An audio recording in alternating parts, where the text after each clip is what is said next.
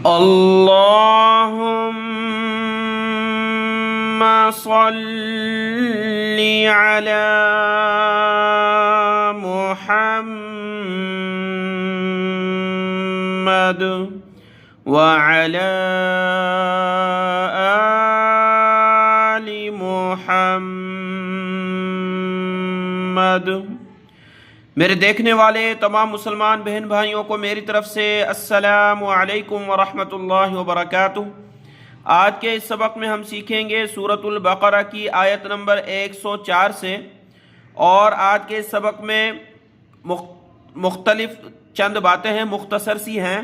ہر آیت کے ساتھ اس کو ہم بتاتے چلیں گے۔ آج کا سبق شروع کرتے ہیں۔ اعوذ باللہ من الشیطان الرجیم، بسم اللہ الرحمن الرحیم۔ آیت نمبر 104 میں یہ ہے کہ یہود اللہ کے رسول صلی اللہ علیہ وسلم کی خدمت میں کبھی آتے تھے تو وہ لفظ استعمال کرتے تھے راعنا۔ راعنا چونکہ وہ یہود عرب نہیں تھے، ان کی دوسری زبان تھی عبرانی وغیرہ، تو اس میں راعنا کا لفظ ایک بددعا وغیرہ کے لیے استعمال ہوتا تھا، برا لفظ استعمال ہوتا تھا، اور عربی میں اس کا معنی ہوتا ہے راعنا، یعنی ہماری رعایت کریں۔ تو جب وہ کہتے تھے تو ان کو دیکھ کر کے بہت سارے صحابہ کرام مسلمان اللہ کے رسول صلی اللہ علیہ وسلم کی خدمت میں کہتے تھے راعنا، یعنی رعایت کریں۔ تو وہ یہود جو ہے ہنستے تھے دل دل میں کہ پہلے ہم کہتے تھے اور پھر ہمارے ساتھ یہ مسلمان بھی کہتے ہیں، یعنی وہ لفظ ایک تھا جس میں کوئی بددعا تھی، کوئی غلط ترجمہ تھا، اس وجہ سے وہ خوش ہوتے تھے۔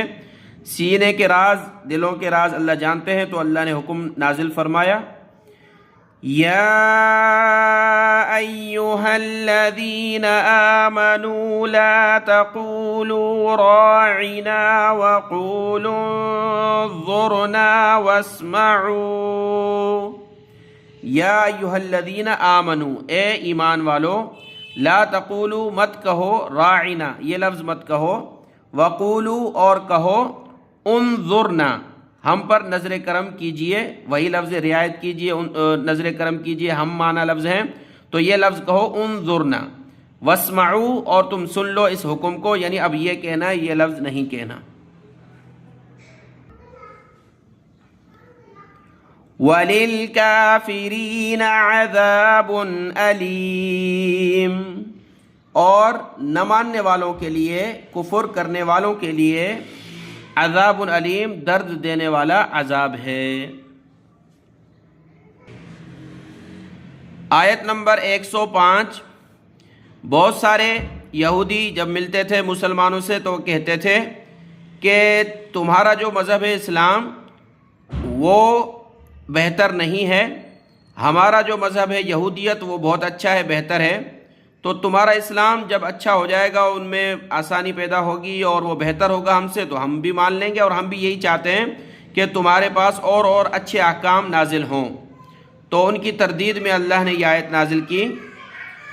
ما يود الذين كفروا من أهل الكتاب ولا المشركين أن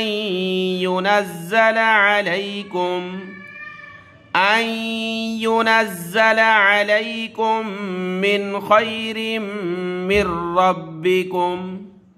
ما نہیں، یود، ود یود محبت کرنا، چاہنا، نہیں چاہتے، الذین وہ لوگ، کفروا جنہوں نے کفر کیا، پھر وہ چاہے من اہل الکتاب یعنی اہل کتاب یہودیوں میں سے ہوں،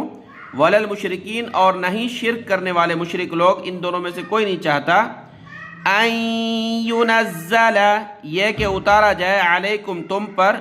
من خیرن کوئی خیر، کوئی بھلائی، کوئی بہتر بات، من ربکم تمہارے رب کی طرف سے۔ تو وہ زبانی دعویٰ کر رہے ہیں، یہ جھوٹ کہہ رہے ہیں۔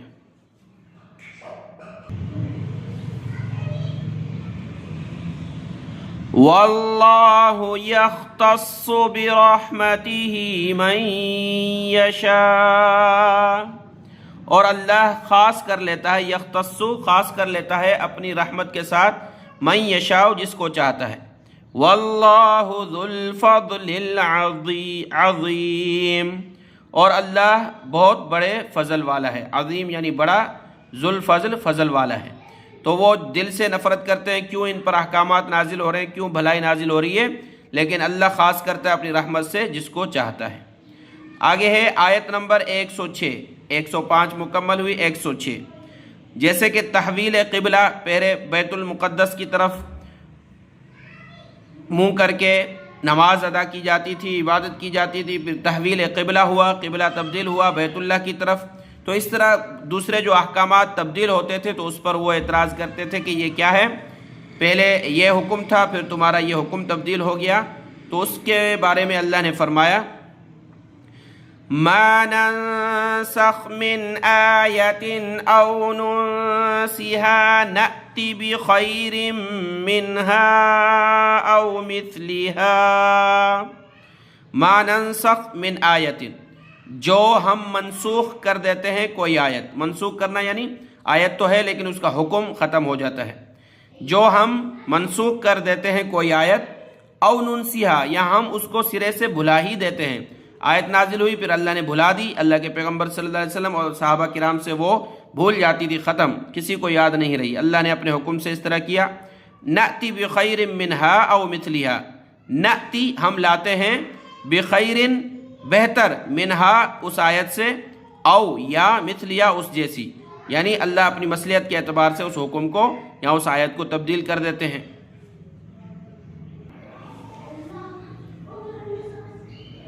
أَلَمْ تَعْلَمْ أَنَّ اللَّهَ عَلَى كُلِّ شَيْءٍ قَدِيرٌ، کیا تو نہیں جانتا، یعنی جو اعتراض کر رہا ہے تو کیا تو نہیں جانتا کہ بے شک اللہ ہر چیز پر قادر ہے۔ جب اللہ ہر چیز پر قادر ہے تو اللہ سے کوئی پوچھنے والا نہیں، اللہ ہر چیز پر قادر ہے تو وہ بھلا بھی سکتا ہے کہ کل وہ آیت موجود تھی، یاد تھی سب کو، آج کسی کو یاد نہیں، اللہ قدرت رکھتے ہیں۔ اگلی آیت میں بھی اللہ نے اسی کا ذکر کیا، أَلَمْ تَعْلَمْ أَنَّ اللَّهَ لَهُ مُلْكُ السَّمَاوَاتِ وَالْأَرْضِ، کیا آپ نہیں جانتے کہ بے شک اللہ اسی کے لیے ہے بادشاہت آسمانوں کی اور زمین کی۔ وَمَا لَكُم مِّن دُونِ اللَّهِ مِن وَلِيٍّ وَلَا نَصِيرٍ، اور نہیں ہے لکم تمہارے لیے، من دون اللہ اللہ کے بغیر، اللہ کے سوا، من ولی کوئی حمایتی، ولا نصیر اور نہ کوئی مددگار۔ جب کوئی حمایتی کوئی مددگار اللہ کے علاوہ نہیں ہے تو جو اللہ آیت دیں گے حکم دیں گے اسی پر عمل کرنا ہے، جو اللہ آیت منسوخ کر دیں گے حکم تبدیل کر دیں گے اسی کو ماننا ہے۔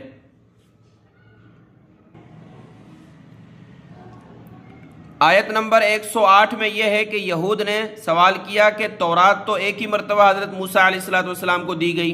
تو یہ قرآن مجید بار بار تھوڑا وحی کی صورت میں کیوں آتا ہے، ایک مرتبہ کیوں نہیں نازل ہو جاتا؟ تو اس پر اللہ نے فرمایا ام تريدون ان تسألوا رسولكم كما سئل موسى من قبل، کیا تم ارادہ کرتے ہو، کیا تم چاہتے ہو، ان تسألوا یہ کہ سوالات کرو، رسولکم اپنے رسول یعنی محمد صلی اللہ علیہ وسلم سے، کما سئل موسیٰ من قبل جس طرح کے سوال کیے گئے موسیٰ علیہ السلام سے اس سے پہلے، یعنی یہودیوں کو خطاب ہے کہ بنی اسرائیل میں تمہارے جو بڑے گزرے ہیں کس طرح کے بیہودہ سوالات حضرت موسیٰ علیہ السلام سے کرتے تھے کہ ہم کو اللہ سامنے دیکھنا ہے اور اللہ کی بات سننی ہے، اللہ کو دیکھنا ہے، اور تورات جو ہے ایک مرتبہ میں نازل ہو جائے، یعنی کئی قسم کے وہ سوالات کرتے تھے۔ تو کیا تم اس طرح محمد صلی اللہ علیہ وسلم سے بھی سوالات کرنا چاہتے ہو؟ وَمَن